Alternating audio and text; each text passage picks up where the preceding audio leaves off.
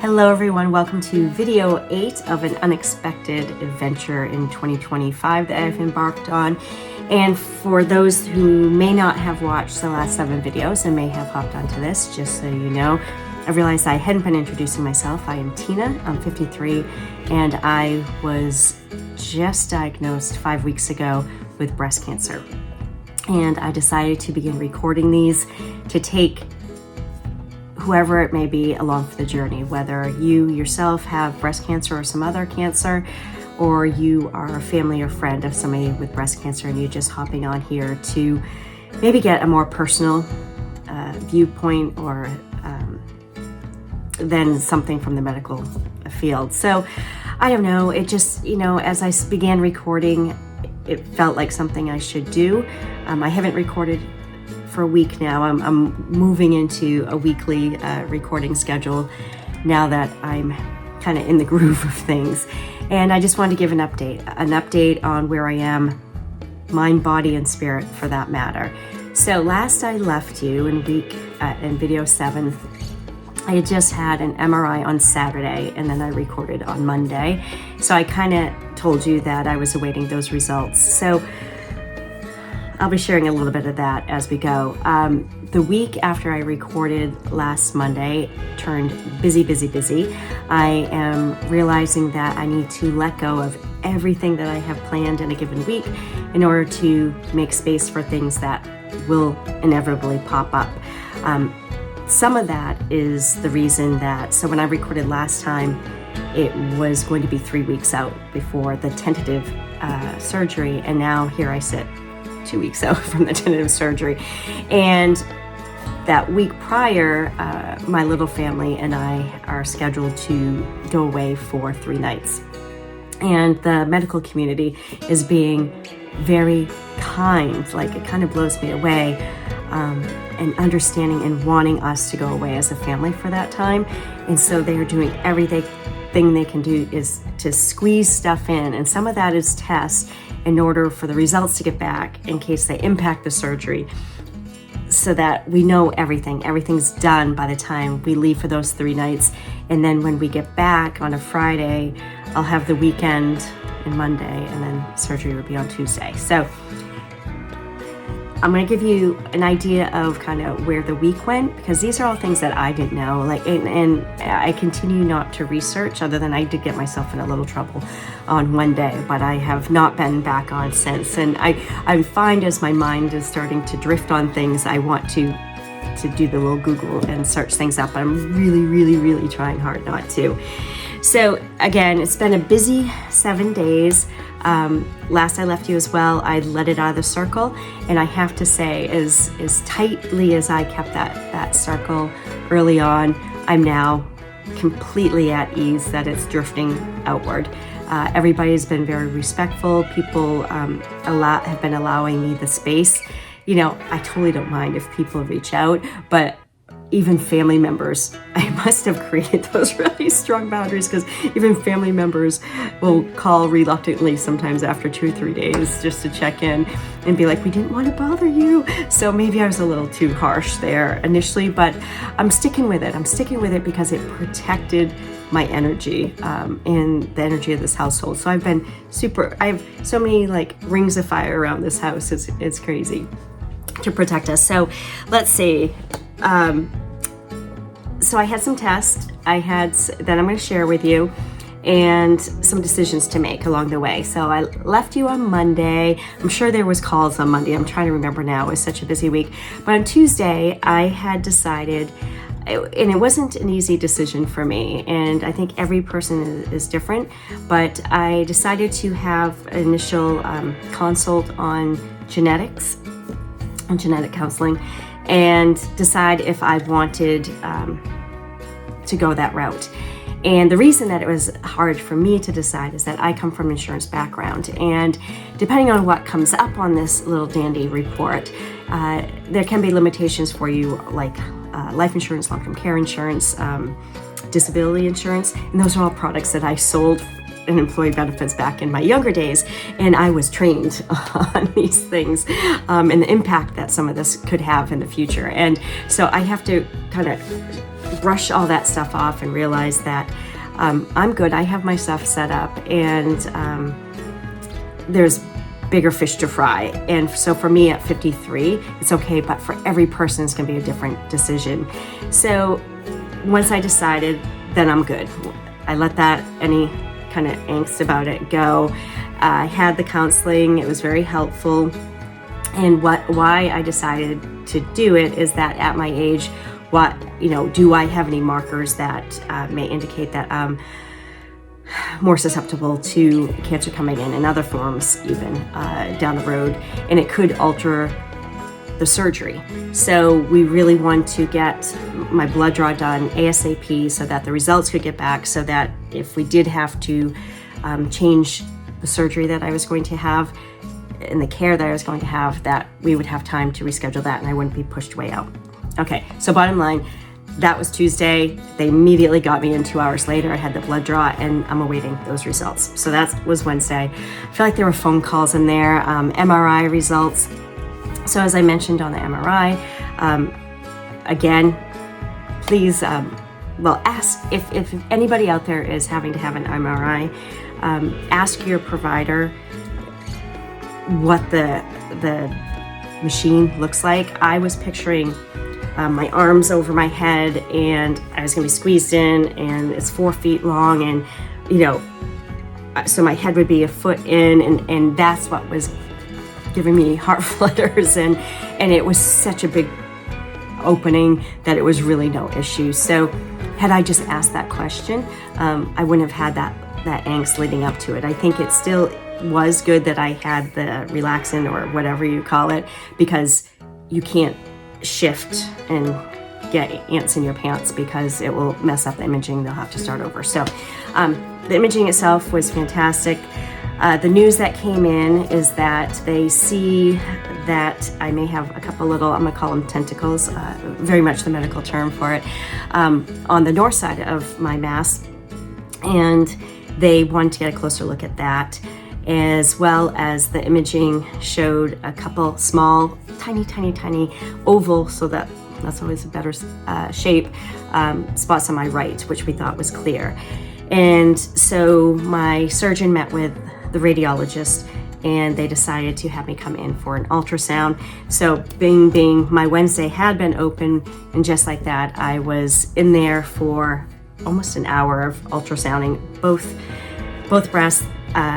They felt they couldn't find anything there with the ultrasound. They couldn't see those tentacles, and they thought this was just mammary nodes. So no big thing. I guess they convened after that, and long story short, the radiologist felt that even though they said, let's just keep an eye on it, but right now it's nothing, let's check it at 6 months. The fact that I'm having a lot done when I go in for surgery, the surgeon really wanted to make sure that it was clear. She's like, there's no reason not to just make sure. So that means I'm waiting now on going in, having another biopsy, but on my right side, as well as marking those 2 tentacles that were seen on the MRI to make sure that when my surgeon goes in, that she can take the entirety of it because they're tiny. So that was the news I received on Wednesday. What else did I have? I guess I'll leave it at this. So I'll back up from it. So the reason that I had an MRI, because I wasn't scheduled for an MRI, and this is more so you guys can be aware of it as well. I guess things could change, and they're always moving until you're in surgery. But I hadn't shared this in the last videos, but I've made the decision to have a reduction. So as I'm just over 5 feet tall and rather large breasted, and I think I've said that before. And it has been a thought, but I didn't want to do it in the past.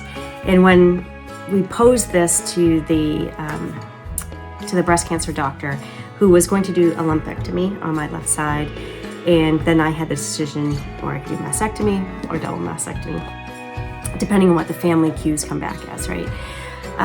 we threw out a reduction and she kind of lit up, because there's 3 things that doing that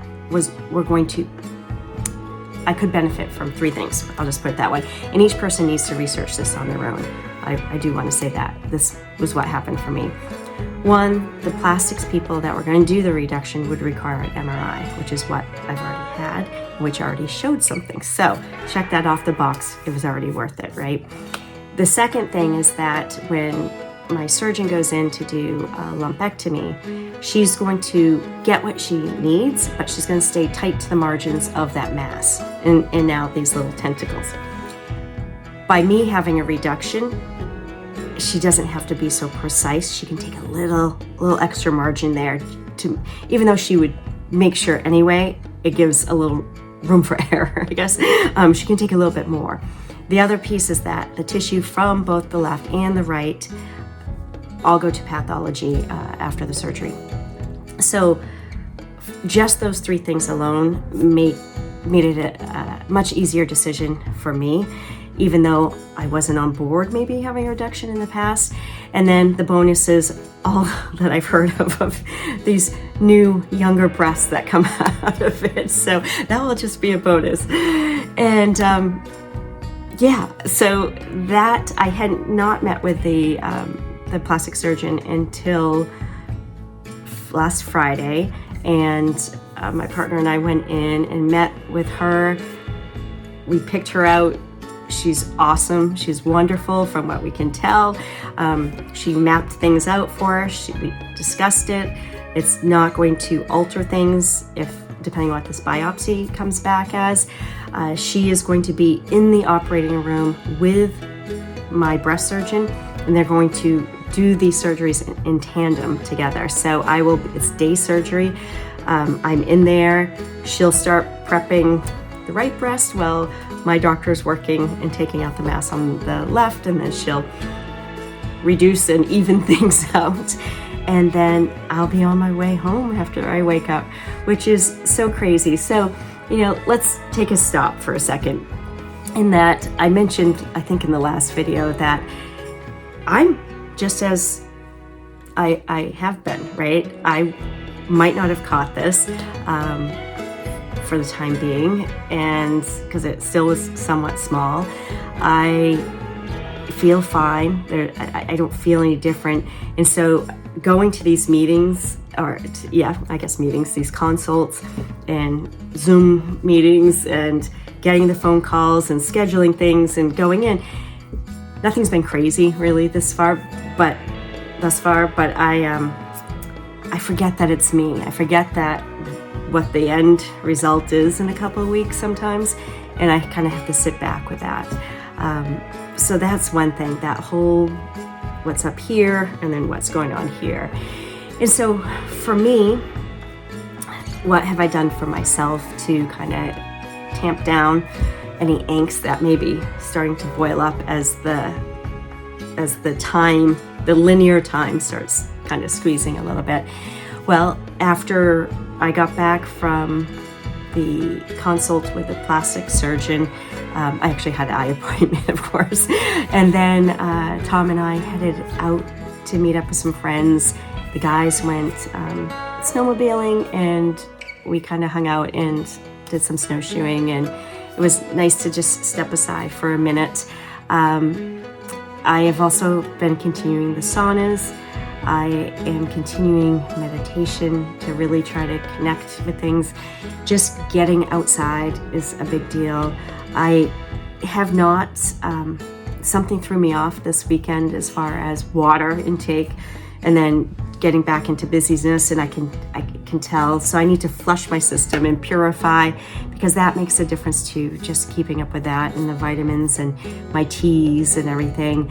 And